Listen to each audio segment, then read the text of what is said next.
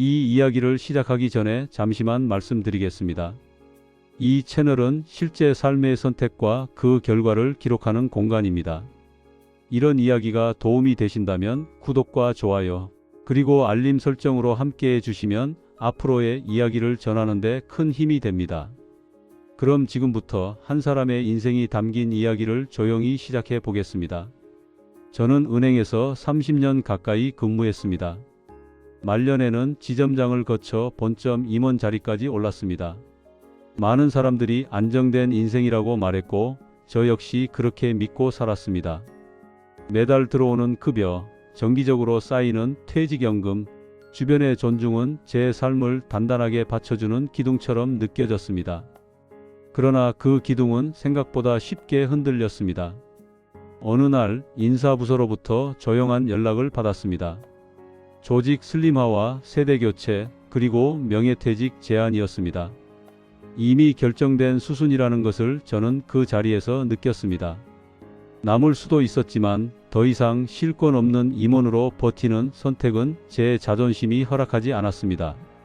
저는 명예퇴직서에 서명했고 그렇게 30년의 은행 생활은 끝났습니다. 퇴직금과 그동안 모아온 자산을 모두 합치면 약 6억 원 정도였습니다. 적지 않은 돈이었고 주변에서는 이제는 편히 쉬어도 되지 않겠느냐고 말했습니다.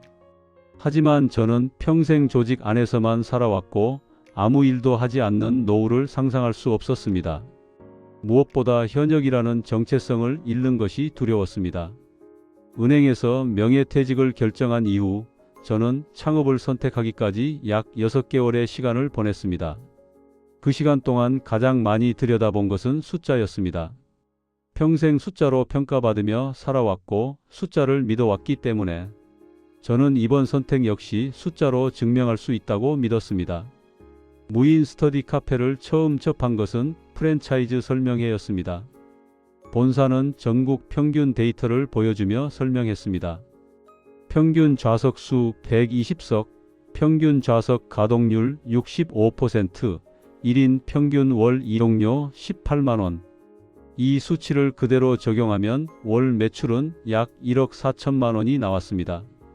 물론 실제로는 프로모션과 할인으로 평균 이용료가 낮아진다는 설명이 뒤따랐지만 보수적으로 잡아도 월 매출 3천만 원 이상은 가능하다고 했습니다. 본사가 제시한 예상 손익계산서는 매우 안정적으로 보였습니다. 월 매출 3,200만 원 기준으로 임대료 480만 원, 전기료와 관리비 350만 원, 로열티 200만 원, 소모품과 시스템 유지비 150만 원을 제외해도 월 순이익이 2천만 원 가까이 남는 구조였습니다. 저는 이 숫자를 보고 사실상 위험이 없는 사업처럼 느꼈습니다. 입지 분석 역시 숫자로 이루어졌습니다. 반경 1km 내 학원 23곳, 아파트 세대수 약 8,000세대, 중고등학생 비율 14%. 저는 이 데이터를 근거로 최소 고정회원 150명은 확보 가능하다고 판단했습니다. 손익분기점은 고정회원 90명 수준이었기 때문에 저는 여유가 충분하다고 결론지었습니다. 초기 투자금은 총 3억 1천만 원이었습니다. 상가 보증금 1억 원, 권리금 6천만 원, 인테리어 공사비 1억 1천만 원, 가구 및 좌석 설치 2천만 원, 무인 출입 시스템과 보안 장비 구축 비용 2천만 원. 은행 임원으로서 평생 모아온 자산의 절반 이상을 투입했지만 저는 이 투자가 오히려 자산을 불려줄 것이라 믿었습니다. 오픈 첫 달의 성과는 제 기대를 훨씬 뛰어넘었습니다. 좌석 가동률은 평균 78%를 기록했고 월 매출은 3,700만 원에 달했습니다. 고정 회원은 162명, 단기 이용자까지 포함하면 하루 평균 이용 인원은 210명을 넘었습니다. 첫 달 순이익은 약 1,800만 원이었습니다. 두 번째 달과 세 번째 달에도 흐름은 이어졌습니다. 개강 시즌 효과로 좌석 가동률은 82%까지 올라갔고 월 매출은 3,900만 원을 기록했습니다. 전기료가 180만 원 수준으로 다소 늘었지만 순이익은 여전히 1,600만 원 이상이었습니다. 저는 이 숫자를 보며 노후에 대한 불안을 거의 잊고 살았습니다. 문제는 네 번째 달부터 시작됐습니다. 반경 300m 이내에 신규 무인 스터디 카페가 오픈한다는 소식이 들려왔습니다. 본사는 경쟁이 생겨도 기존 고객층은 쉽게 이탈하지 않는다고 설명했지만 현실은 달랐습니다. 경쟁 매장은 오픈 이벤트로 월 이용료를 30% 낮췄고 최신형 좌석과 더 넓은 개인 공간을 내세웠습니다. 그 결과 제 매장의 좌석 가동률은 한 달 만에 70%로 떨어졌고 월 매출은 3천만 원 아래로 내려갔습니다. 저는 가격을 유지할지 인하할지를 놓고 고민했습니다. 결국 평균 월 이용료를 18만 원에서 15만 원으로 낮췄습니다. 그 결과 고정 회원 수는 145명으로 유지됐지만 매출은 2,800만 원 수준으로 줄었습니다. 순이익은 절반 이하로 감소했습니다. 여름철이 되자 전기요금이 급격히 늘었습니다. 냉방을 24시간 유지해야 했기 때문에 전기료는 월 220만 원을 넘겼습니다. 관리비와 소모품 비용까지 포함하면 고정비는 월 1,200만 원에 달했습니다. 이 시점부터 매출은 서서히 하락했습니다. 좌석 가동률은 65%, 60%로 떨어졌고 월 매출은 2,400만 원, 그 다음 달에는 2,100만 원까지 내려갔습니다. 월 순이익은 300만 원 수준으로 줄었고 어떤 달에는 적자가 발생했습니다. 경쟁은 계속됐습니다. 1년이 지나기 전에 반경 1km 내 스터디 카페는 5곳으로 늘었습니다. 가격 경쟁이 심화되면서 평균 이용료는 13만 원까지 떨어졌고 좌석 가동률도 55% 아래로 내려갔습니다. 그 결과 월 매출은 1,800만 원 수준으로 하락했고 고정비를 감당하지 못해 매달 400만 원에서 600만 원의 적자가 발생했습니다. 저는 그 적자를 그동안 모아둔 저축과 퇴직금에서 메우기 시작했습니다. 처음에는 통장에서 빠져나가는 돈이 크게 느껴지지 않았습니다. 하지만 6개월이 지나자 자산은 눈에 띄게 줄어들었습니다. 6억 원에 달하던 총 자산은 4억 원 아래로 내려갔고 그 이후로는 감소 속도가 더 빨라졌습니다. 저는 그때도 쉽게 포기하지 못했습니다. 이미 3억 원 이상을 투입한 상태였고 폐업 시 발생할 위약금과 원상복구 비용만 해도 4천만 원이 넘었습니다. 저는 계속 운영하는 것이 손실을 줄이는 길이라고 스스로를 설득했습니다. 그러나 적자는 멈추지 않았습니다.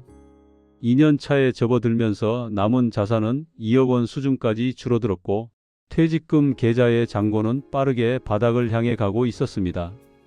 저는 숫자를 보면서도 그 의미를 애써 외면했습니다. 적자가 본격적으로 시작된 시점은 매장 오픈 후 약 7개월이 지났을 때였습니다. 그 전까지는 매달 손에 쥐는 돈이 줄어들고 있다는 느낌은 있었지만 통장을 열어보면 아직 플러스였고 저는 그것만으로도 스스로를 안심시켰습니다. 그러나 숫자는 이미 다른 이야기를 하고 있었습니다. 7개월 차 매출은 2,400만 원이었습니다. 한때 3,800만 원까지 찍었던 것에 비하면 이미 1천만 원 이상이 줄어든 수치였습니다. 문제는 매출보다 고정비였습니다. 임대료 480만 원, 관리비와 공용전기료 210만 원, 개별 전기요금 230만 원, 프랜차이즈 로열티 200만 원, 소모품과 시스템 유지비 150만 원.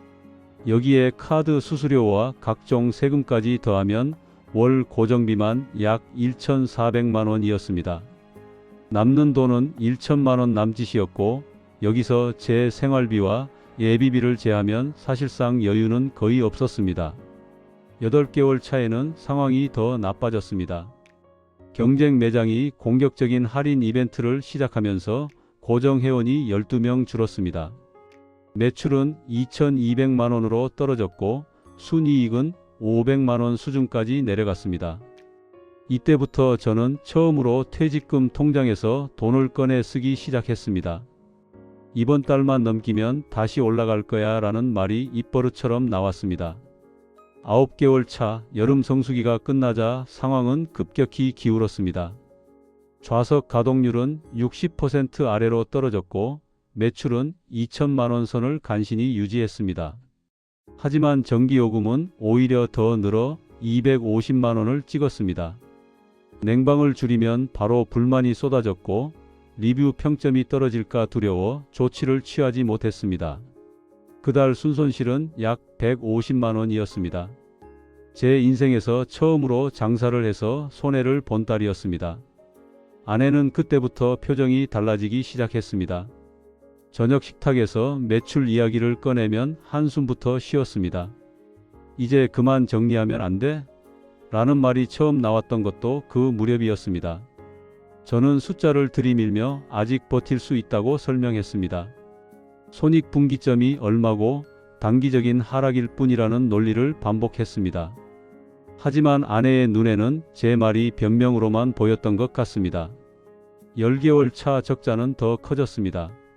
매출 1,900만 원, 고정비 1,400만 원, 순손실 약 300만 원.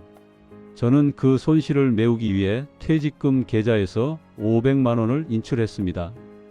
처음에는 운영 자금 보충이라는 명목이었지만 사실은 적자를 숨기기 위한 선택이었습니다. 집에 돌아와도 말수가 줄었고 아내는 제 통장을 더 이상 믿지 않았습니다. 1년 차를 넘기면서 상황은 구조적인 적자로 굳어졌습니다. 월 매출은 평균 1,800만 원 수준으로 고착됐고 경쟁 매장이 또 하나 들어서면서 가격 인하는 불가피해졌습니다. 평균 이용료는 13만 원까지 떨어졌고 좌석 가동률은 55%를 넘기지 못했습니다. 매달 적자는 최소 400만 원, 많게는 600만 원에 달했습니다. 그 무렵 퇴직금 통장 잔고는 처음 3억 원에서 1억 8천만 원 수준으로 줄어 있었습니다. 저는 그 사실을 아내에게 정확히 말하지 못했습니다. 대신 아직 절반은 남아있다는 식으로 얼버무렸습니다. 그 거짓말이 나중에 가장 큰 불신으로 돌아올 줄은 그때 몰랐습니다. 가정의 분위기는 빠르게 무너졌습니다. 아내는 생활비를 줄이기 시작했고 사소한 지출에도 예민해졌습니다. 자녀들 학원비 이야기가 나올 때마다 대화는 싸움으로 번졌습니다. 저는 가장으로서 아무 말도 하지 못했고 동시에 사업을 접지 못한 제 자신을 합리화하기에 급급했습니다. 2년 차에 접어들자 적자는 더 이상 감당할 수 없는 수준이 되었습니다. 월 매출은 1,600만 원까지 내려갔고 고정비를 제외하면 매달 600만 원 이상이 빠져나갔습니다. 6개월 동안만 해도 총 적자액은 3천만 원을 넘었습니다. 퇴직금 계좌 잔고는 1억 원 아래로 내려갔습니다. 아내는 결국 통장 내역을 직접 확인했습니다. 그날 밤 집에서는 큰 싸움이 벌어졌습니다. 이렇게 될 때까지 왜 말을 안 했냐는 울음 섞인 말에 저는 아무 대답도 하지 못했습니다. 그동안 숫자로 모든 것을 통제할 수 있다고 믿었던 제 자만이 그날 완전히 무너졌습니다. 그 이후로 집은 더 이상 쉼터가 아니었습니다. 대화는 없었고 서로를 피했습니다. 저는 매장에 더 오래 머물렀고 아내는 집에 있어도 제 얼굴을 보지 않으려 했습니다. 사업은 적자였고 가정은 붕괴 직전이었습니다. 결국 폐업을 결정했을 때 이미 남은 자산은 5천만 원도 채 되지 않았습니다. 폐업 위약금과 원상복구 비용으로 4천만 원이 나갔고 통장에는 사실상 아무것도 남지 않았습니다. 그 시점에서 아내는 이혼을 요구했습니다. 돈 때문만은 아니었습니다. 믿음이 완전히 깨졌기 때문이었습니다. 이혼 서류에 도장을 찍던 날, 저는 제 인생에서 가장 큰 실패가 단순한 사업 실패가 아니라는 사실을 깨달았습니다. 숫자를 믿었던 사람으로서 정작 가장 중요한 신호를 외면한 대가였습니다. 적자는 돈에서 시작됐지만 결국 가족을 잃는 것으로 끝났습니다. 지금 돌아보면 그 모든 선택의 중심에는 아직 버틸 수 있다는 착각이 있었습니다. 숫자를 누구보다 잘 안다고 생각했던 제가 숫자가 보내는 가장 명확한 신호를 끝까지 부정했던 것입니다. 지금 남아있는 것은 후회와 기록뿐입니다. 이 이야기를 남기는 이유는 단 하나입니다. 숫자가 아직 말해주고 있을 때 그 소리를 외면하지 않기를 바라는 마음 때문입니다. 오늘 이야기가 조금이라도 마음에 남으셨다면 구독과 좋아요로 함께 해주시면 큰 힘이 되겠습니다. 이 채널은 화려한 성공보다 우리 모두가 마주할 수 있는 현실과 선택의 무게를 차분히 기록하고 나누고자 합니다. 구독과 좋아요, 그리고 알람 설정 하나가 이런 이야기를 계속 전할 수 있는 큰 응원이 됩니다. 끝까지 들어주셔서 진심으로 감사합니다.